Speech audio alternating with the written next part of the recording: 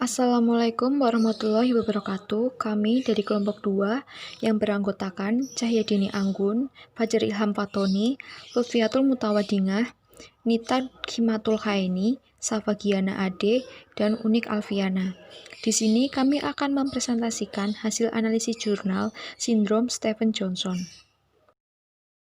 Saya akan membacakan hasil analisa jurnal yang pertama, yaitu jurnal internasional yang diteliti oleh Li Xu, Yuanzhu, Jingzhu, Mediangdeng, Xiandongzhu pada tahun 2018 yang berjudul Nursing Care of Boys Seriously Infected with Stevens-Johnson Syndrome After Treatment with Azithromycin.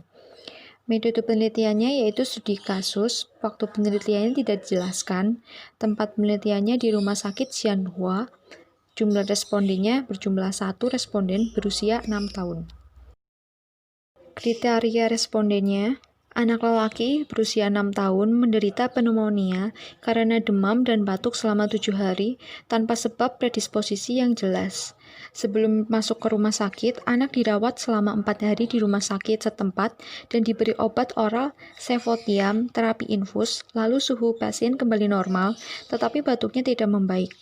Setelah dilakukan pemeriksaan fisiknya, normal kecuali bunyi nafas paru-paru ganda dengan radang lembab. Selaput lendir kulit sistemik tidak berwarna kuning, tidak ada petekia, dan ruam sukutan dan mukosa mulut lengkap. Instrumen atau alat ukurnya tidak dijelaskan, cara pengumpulan datanya juga tidak dijelaskan. Hasil pembahasan awal sebelum diagnosis sindrom Stevens-Johnson, anak tersebut didiagnosa eritema, kemudian diberi terapi azithromycin 0,25 gram tetesan intravena dengan metazol natrium yang digunakan bersama dengan pengobatan antiinfeksi. Dokter kulit menyarankan menggunakan bubuk seng oksida pada bagian kulit luar yang terkena, namun gejalanya semakin parah dengan biohemia. Anak laki-laki tersebut mengalami demam dengan menggigil, polipnea, lusuh, ulcerasi, dan wajah ketubuh. Kongesti konjungtiva dan sekresi bernanah, terlihat juga bagian mukosa oral hidung, okular, genital, dan anal. Menurut manifestasi klinis, ia menderita sindrom Stevens-Johnson. Kemudian anak tersebut diberikan terapi oksigen 2 liter per menit dan menggunakan NGT. Hasil dan pembahasan dari jurnal pertama yaitu inflamasi meningkat, kondisi kritis, lingkungan internal tidak stabil, fungsi hati dan ginjalnya rusak. Dia dirawat dengan continuous renal reprise treatment dan terapi anti-infeksi lainnya untuk mengontrol dan menghilangkan mediator amatian secara efektif. Pada saat melepas mediator penenang, dia diberi Impinem untuk terapi anti-infeksi dan aciclovir untuk pengobatan antivirus. Menurut tindakan keperawatan, untuk pasien akut, dokter menggunakan jahitan CVCS. Kasa steril diganti dengan barutan transparan, diikuti oleh perban yang dililitkan di sekitar lokasi tusukan. Perawat yang bertanggung jawab mendisinfeksi tempat tusukan dengan disinfektan, chlorhexidin, dan mengganti kain kasa steril setiap hari. Dokter anak lalu menggunakan tetes mata ofloxin setiap 2 jam dan ofloxin untuk mata setiap 4 jam dan semprotan BFGF dan semprotan stomatis untuk mulut 2 kali sehari. Selanjutnya, perawat yang bertugas membersihkan bagian luka yang sakit dengan bola kapas steril. Lepuhan disedot menggunakan injektor 1 ml sesuai dengan operasi aseptik. Sebelum setiap pengobatan, kulit dibersihkan dengan bola kapas serat salin steril Jarum suntik 1 ml digunakan untuk menyedot lempu sesuai dengan norm operasi steril tanpa merobek kulit yang terluka. Kerobekan terbentuk dengan mudah karena sekret kerusakan, erisir, dan segalanya. Luka keropong dibersihkan setiap hari untuk melindungi mata dan mukosa mulut. Obat tetes mata dan salep digunakan sesuai dengan gejalanya untuk mencegah lesi konjungtiva. Dan mukosa mulut dipulas dengan minyak zaitun untuk mencegah kerusakan kulit dan selaput lendir yang disebabkan oleh kulit kering. Setelah 18 hari perawatan aktif dan menyusui, kelopak mata yang agak merah, keropeng, mata jatuh, mata terbuka, dan wajah sedikit bengkak. Setelah perawatan, ruam kulit lama rontok, tanpa ruam dan pigmentasi baru. Setelah 33 hari perawatan dan perawatan yang cermat, ia berangsur pulih dan kemudian dipulangkan dengan tindakan selanjutnya.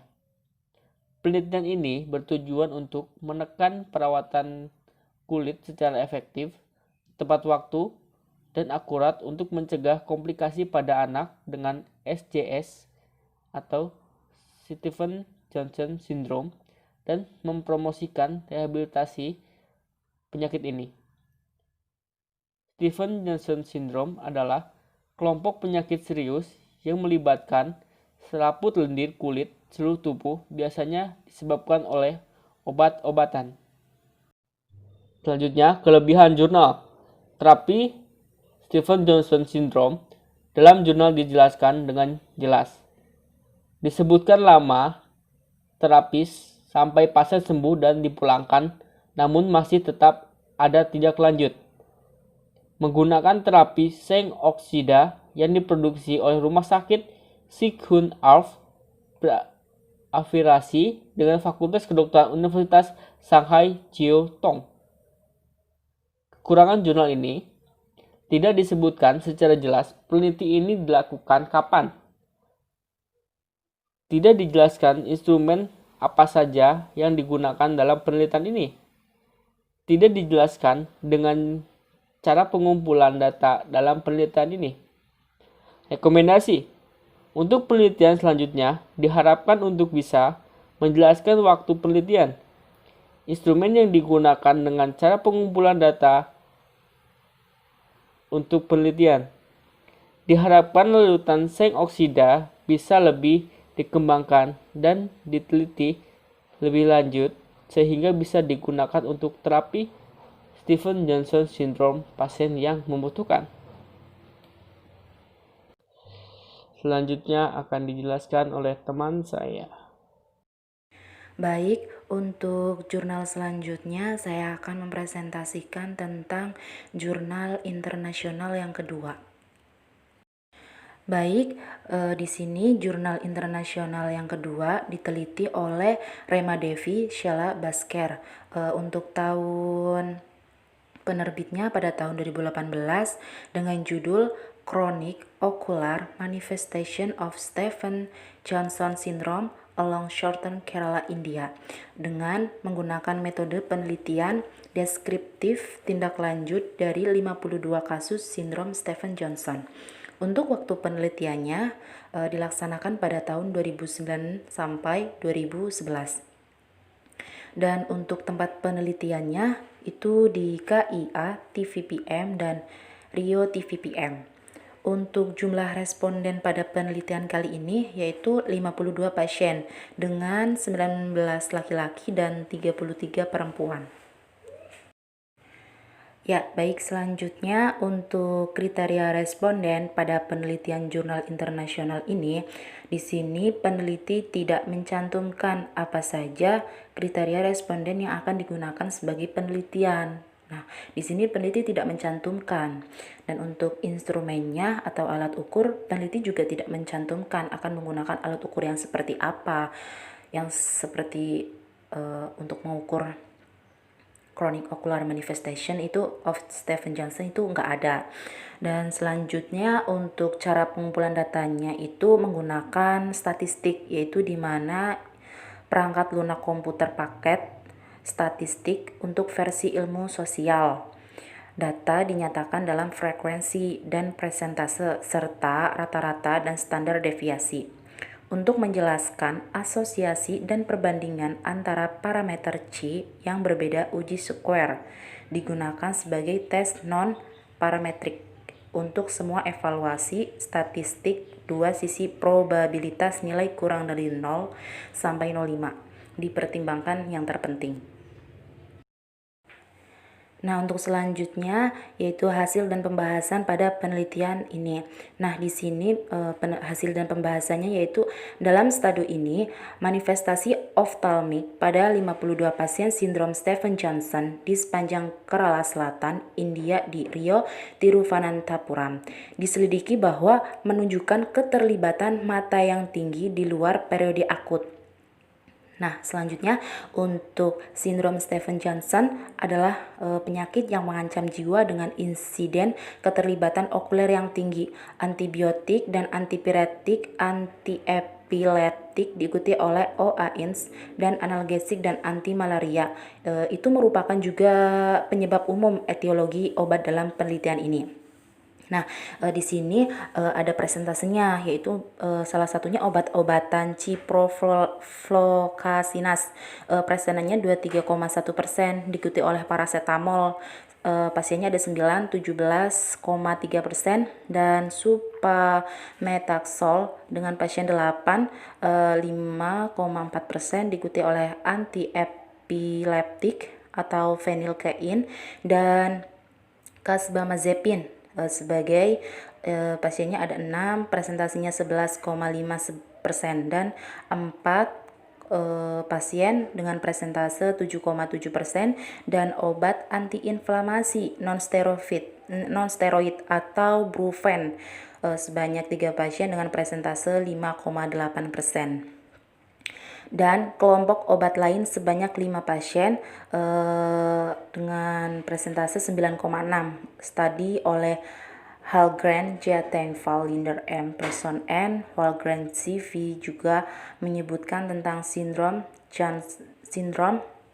Stevens-Johnson yang terkait dengan ciprofloxacin. Sebuah studi oleh Mikon Haupt, M. Messenger Tennis, V. Schalgiman menyebutkan tentang penggunaan baru dari efek samping antiepilepsi. Hasil dan pembahasan. Manifestasi okular kronis dalam penelitian ini adalah simbeparon, etropion, trisiasis, erosi kornea, vaskularisasi kornea. Simbeparon ditunjukkan oleh 4 pasien di kedua mata. Keterlibatan kelopak mata atas in RE sebagai 1 atau sekitar 1,9% dan LE juga sebagai 1, yaitu sebanyak 1,9%. Keterlibatan kelopak mata lebih rendah pada 3 orang di RE atau sebanyak 5,8% dan keterlibatan kelopak mata bawah in LE oleh 2 orang atau sekitar 3,8%.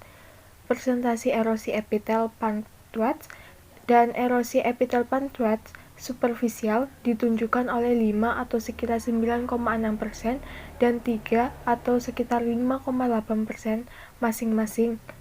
Sebuah studi retrospektif yang dilakukan di Henry Modern Hospital Prancis antara tahun 1994 sampai 2002 di antara SJS menunjukkan dari 49 pasien atau sekitar 29% menunjukkan erosi epitel punctate dan erosi epitel punctate superficial sebagai komplikasi fase akhir. Selanjutnya, mata kering sebagai komplikasi fase akhir dapat berkembang pada sebagian besar pasien dengan SJS. Defisiensi film air mata dapat disebabkan oleh kerotis konjungtiva atau kerotis kornea. Pasien disajikan dengan manifestasi mata kering, sedang hingga berat karena hilangnya sel piala berkontribusi besar terhadap keadaan mata kering.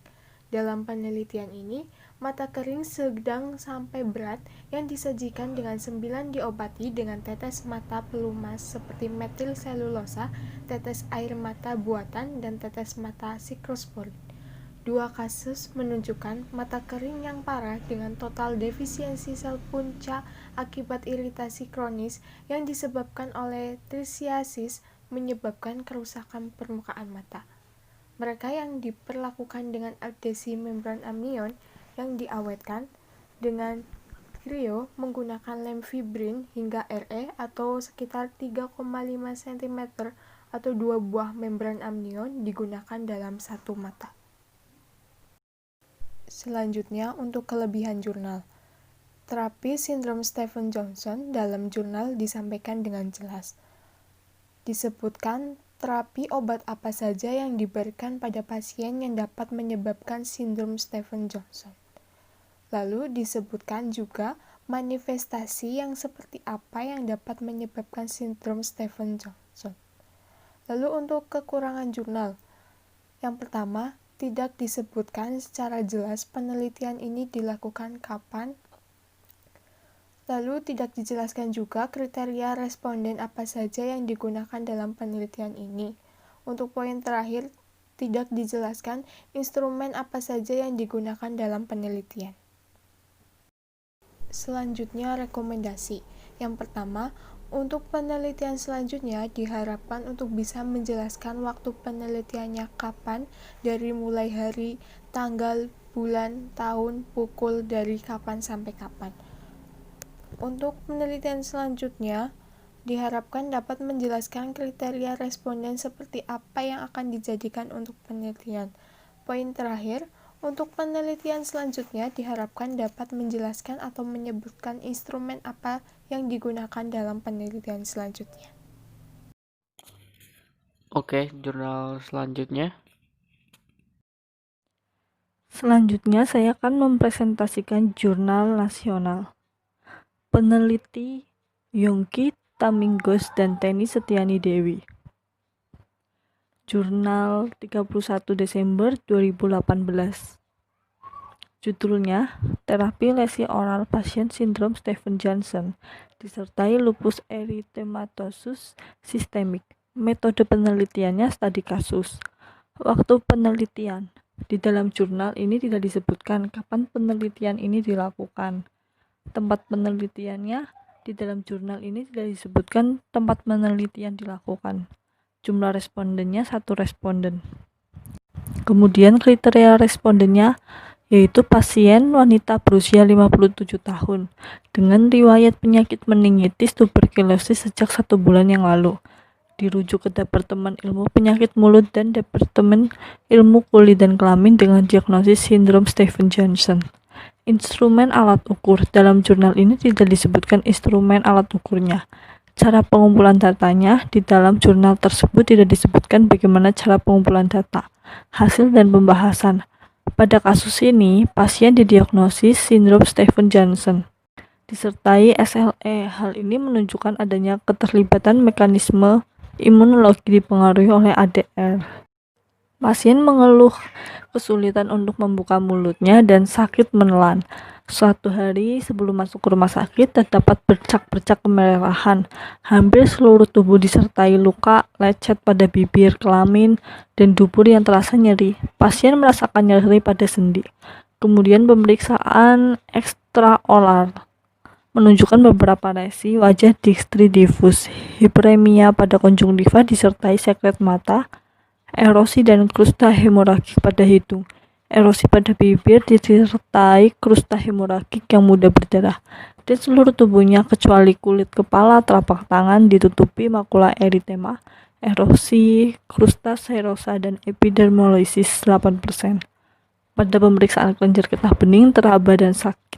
Lanjut, pasien telah dirawat selama 2 hari dan mendapatkan beberapa obat dari Departemen Ilmu Kulit dan Kelamin atau IKK, yaitu dexamethasone 15 mg per hari dan omeprazole 80 mg per hari melalui intravena, cetirizine 10 mg per hari krim dexamethasone 0,25% dioles 2 kali sehari pada lesi di badan. Terapi non-farmakologi berupa pemberian kortikosteroid topikal, obat kumur chlorhexidine gluconat 0,1%, vitamin B12, asam folat, dan nistatin yang menunjukkan perbaikan pada lesi oral dalam 3 minggu perawatan, ditambah dengan terapi non-farmakologi berupa pemeliharaan kebersihan rongga mulut dengan obat kumur chlorhexidine gluconat 0,1% sebagai antiseptik. Lanjut untuk kelebihan jurnalnya, yaitu terapi sindrom Stevens-Johnson. Dalam jurnal dijelaskan dengan jelas, sebutkan terapi obat apa saja dan dosis yang diberikan pada pasien sindrom Stevens-Johnson. Untuk kekurangan jurnalnya, yang pertama responden hanya 1 pasien. Selanjutnya, tidak disebutkan secara jelas penelitian ini dilakukan kapan, tidak dijelaskan tempat penelitian, tidak dijelaskan instrumen apa saja yang digunakan dalam penelitian, dan tidak dijelaskan cara pengumpulan data dalam penelitian. Untuk rekomendasinya, yang pertama yaitu untuk penelitian selanjutnya diharapkan untuk bisa menjelaskan waktu penelitian, tempat penelitian, instrumen yang digunakan, dan cara pengumpulan data untuk penelitian. Diharapkan peneliti tidak hanya meneliti 1 responden saja. Diharapkan kedepannya peneliti meneliti kasus dengan diagnosis sindrom Stevens-Johnson dengan pengobatan non-farmakologis. Sekian presentasi dari kami. Apabila ada kesalahan mohon dimaafkan, semoga bermanfaat. Terima kasih atas perhatiannya. Wassalamualaikum warahmatullahi wabarakatuh.